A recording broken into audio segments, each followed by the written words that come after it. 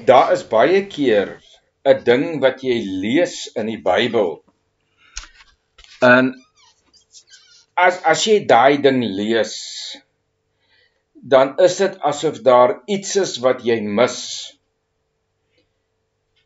Dis soos as mens kyk na 'n legkaart en nou kyk jy na die puzzle teen die muur. Kom ons vat nou 'n pragtige bergtoneel. En jy sien alles is in hierdie bergtoneel, maar reg in die middel is daar iets wat nie lekker is nie. En as jy van naderby kyk, dan sien jy maar daar is 'n klein gedeelte van die legkaart nie in die legkaart is. Met ander woorde, die legkaart word dan basies onvoldoende. Hy's nie heeltemal wat hy moet wees nie. En dan wonder jy en jy gaan kyk in die boks waar die stukkie van die legkaart is en jy kry hom nie, maar net heel toevallig maak jy eendag die huis skoon en skielik sien jy daar is die stukkie van die legkaart en jy druk hom in die middel van die legkaart en voilà, daar het jy jou pragtige geheel en al volkome prent. Nou dit is 'n ding waarmee ek geworstel het in my, nie geworstel het nie, maar 'n vraag wat ek baie keer gevra het as ek die Christus lewe boodskap verkondig. Nou as ons kyk na Romeine 8 en ons gaan vandag net kyk na enkele verse in Romeine 8, dit gaan nie lank wees nie, ek hoop nie so nie. En dan kyk jy waar Paulus praat van dat die gelowige is wonderbaarlik in besit geneem van die goddelike triniteit. Jy het die Vader in jou, jy het die Seun in jou en jy het die Heilige Gees in jou. En die vraag wat ek altyd vra, nou maar Vader, as U in my is en U Gees lewe het Christus opgewek uit die dood uit en U Gees in my is lewe, die Heilige Gees is die Gees van die waarheid wat my lei, en dan sê die Bybel, Christus wat jou lewe is. Sê ek nou, Here, waar val dit dan nou presies in? Want dan verstaan ek nie presies waar die konsep kom van Christus as my lewe nie, want ek het mos nou die lewe van die Vader in my. En ek het mos nou die lewe van die Seun in my wat my lewe is, en dan kom daai vraag, maar hoe is dit dan dat Christus my lewe is terwyl die Vader self ook leef in my? En daarom moet ons kyk na wat die Bybel vir ons sê in Romeine 8. Dalk gaan dit so uitwerk dat ek hierdie reeksie in verskillende greepies moet opbreek, maar nietemin. Ons lees hierso van Romeine 8 vanaf vers 10 af, maar as Christus in julle is, nee, kom ons vat hom eintlik van vers 9 af, dan maak dit meer sin. Maar julle is nie in die vlees nie, maar in die Gees. As naamlik die Gees van God in julle woon, maar as iemand die Gees van Christus nie het nie, die behoort nie aan hom nie. Nou in hierdie vers kry jy 'n duidelike verwysing na die Triniteit wat in die gelowige is. Nou hier is nou nie 'n kategoriese orde van funksionering van die Triniteit in jou nie. Maar hier is 'n verduideliking van die funksionering van die Heilige God in ons, die Triniteit in ons. Hy sê, maar julle is nie in die vlees nie. Nou moet jy dit verstaan, jy as 'n wedergebore kind van die Here, lewe nie meer in die vlees nie. As mens nou moet kyk na die konteks, en ek lees uit die 33 vertaling uit, ek gaan nie uit die 83 vertaling leef nie, want hy vertaal hom heelwat verkeerd. Maar as jy nou kyk na hierdie skrifgedeelte, dan moet jy hom kyk in die konteks van Romeine 5, 6, 7, 8, 9 en 10. Want die konsep wat Paulus hier na vore bring, en ek gaan nie daarop nou vreeslik uitbrei nie, ek noem dit maar net ter inleiding. Die konsep wat Paulus hier na vore bring is dat die Christen leef nie meer volgens die wet nie. Die Christen leef nie volgens die profete nie. Die Christen leef nie meer volgens die oudheid van die letter nie. Die Christen leef nie meer volgens werke en meriete nie. Die Christen leef nie meer volgens die Ou Testament nie, en die Christen lewe nie meer volgens die profete nie. Hy maak dit duidelik al daarvan Romeine hoofstuk 5 af. En dan bring hy dit na klimaks in Romeine 7, en hy bring dit na vervulling in Romeine 8, en hy sê nou eintlik wat het gebeur. Maar nou sê hy, julle is nie in die vlees nie. En in die konteks van hierdie Romeinse hoofstukke, hierdie Romeine hoofstukke 5, 6, 7, 8, 9 en 10. As jy nou kyk in die konteks van dit, dan sê hy vir jou, jy as 'n wedergebore kind van die Here het niks te doen met jou vorige natuur nie. Jy het niks te doen met jou vorige gees nie. Jy het niks te doen met jou vorige lewe nie. Want jou vorige gees was Satan gewees. Jou vorige natuur was sataniese, adamatiese natuur gewees. Jou vorige lewe was sataniese lewe gewees, wat uit die vrug van die sonde na vore gekom het. En toe jy in daardie vleeslewe was, het jy die wet nodig gehad om jou te dissiplineer. En dit is vir my die hartseer saak van die wet.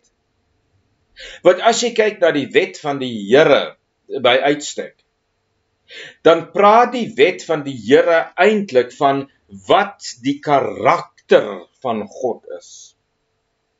Maar wat het die mens gedoen?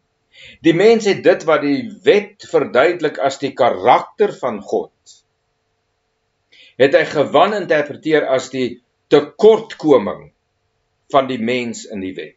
Daarom sê Paulus, die wet kan jou nie regverdig maak nie. Werke en dade kan nie vir jou regverdigheid bring nie.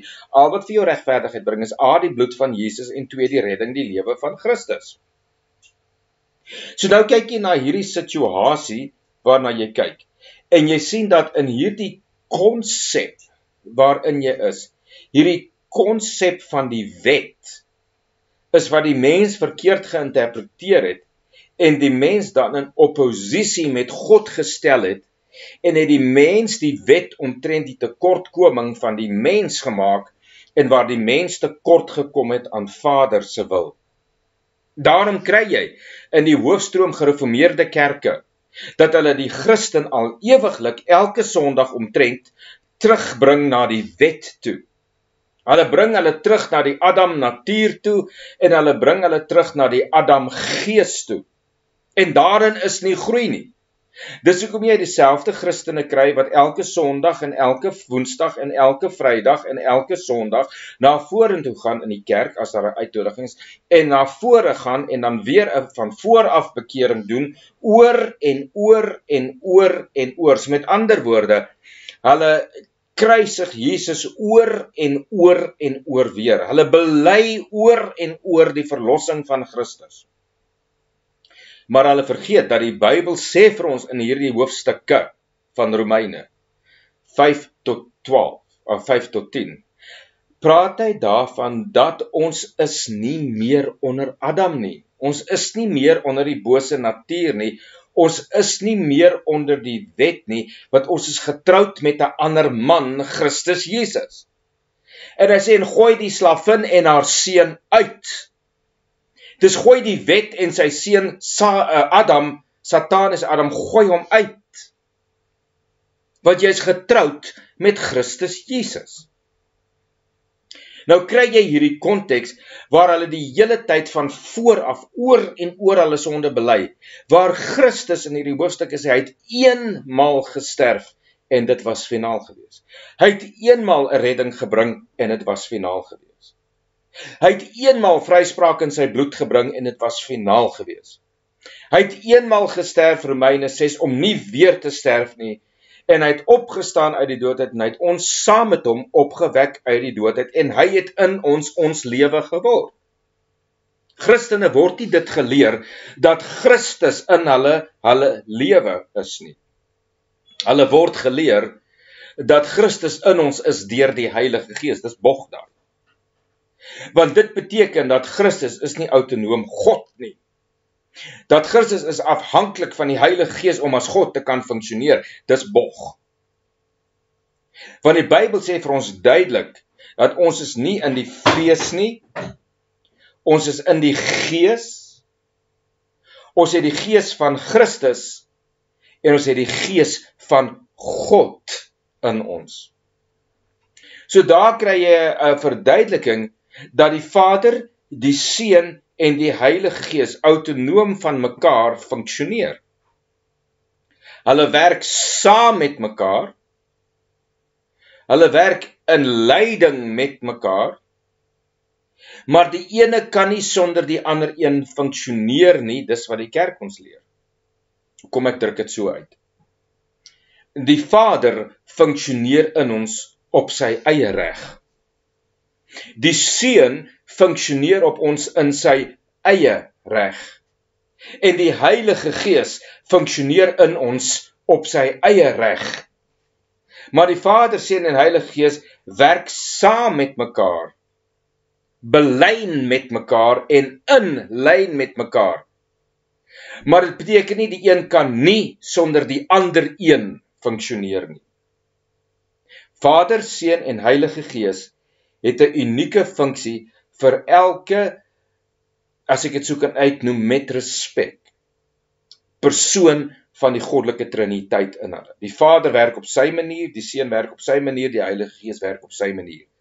Hulle werk saam, maar hulle is nie een afhanklik van die ander een om te werk nie. Die Vader, Seun en Heilige Gees dus komplementeer mekaar binne in die gelowige.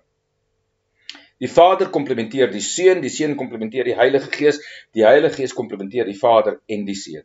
Die Vader komplementeer die Heilige Gees, die Vader komplementeer die Seun komplementeer die Heilige Gees. En so kan ons aangaan. Hulle werk autonoom van mekaar, maar in leiding met mekaar. Nou Jesus verklaar dit baie duidelik in Johannes 14, 15 en 16. Hy sê die Vader, alles wat die Vader het, behoort aan hom, Jesus. En hy sal van die Vader vat en dit aan die Heilige Gees gee, en die Heilige Gees sal dan Christus in ons verheerlik. So kom ek druk dit so uit. As jy miskien in 'n skrifgedeelte besig is om te lees, en jy verstaan hom nie so lekker nie, nou sê die Bybel ook vir ons, ekskuus tog, dat die Heilige Gees bid vir ons dienooreenkomstig God se wil. Die Jesus tree in vir ons dienooreenkomstig God se wil. So nou lees jy byvoorbeeld 'n skrifgedeelte, en jy verstaan nie die skrifgedeelte nie, maar jy weet, jy word gearresteer deur die Heilige Gees dat daar ietsie spesiaal in daai skrifgedeelte is wat jy mis.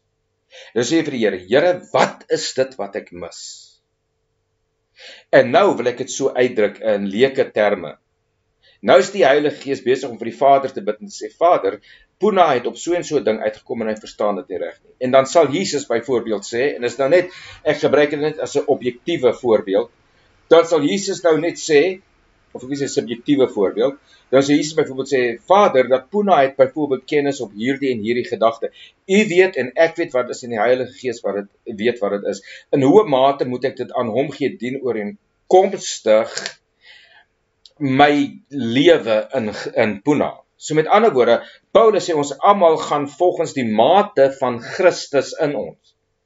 En op daai punt waar jy in Christus is, op daardie vlak werk God met jou totdat jy aanbeweeg word na 'n hoër vlak toe, om dit nou so uit te druk. Dan sal die Vader sê, goed, dit is wat ek daaromtrent sê, Jesus gaan sê dit vir die Heilige Gees. Jesus verklaar dit aan die Heilige Gees, en die Heilige Gees weet dit, en die Heilige Gees kom en hy maak dit duidelik aan ons, en skielik snap jy die vers, en jy weet presies wat God sê. Jy sien, hulle werk saam met mekaar, maar terselfdertyd werk hulle ook onafhanklik van mekaar. So as jy nou sê dat Christus in my lewe deur die Gees, dan sê jy Christus het nie lewe genoeg in hom nie, dan maak jy Johannes 5 vers 26 geleen. Want Johannes 5 vers 26 sê, dat soos die Vader lewe in homself het aan die Seun die reg gegee om ook lewe in homself te hê. So as jy nou daai belydenis maak dat Christus deur die Gees in my is, dan stroop jy Christus van sy autonomiteit. En jy sê Christus kan nie sonder iets funksioneer nie. Met ander woorde, hy's onvoldoende God. En dit kan tog nie so wees nie. Nou as jy hier kyk na hierdie vers, dan kom daai vraag by my op. Nou Vader, Jesus en Heilige Gees. As God individueel werk in my, maar terselfdertyd as een werk in my, waar pas Christus as my lewe in hierdie skrifgedeelte in? Nou daarmee gaan ons volgende keer verder. Tot ons weer praat, seën die Here julle.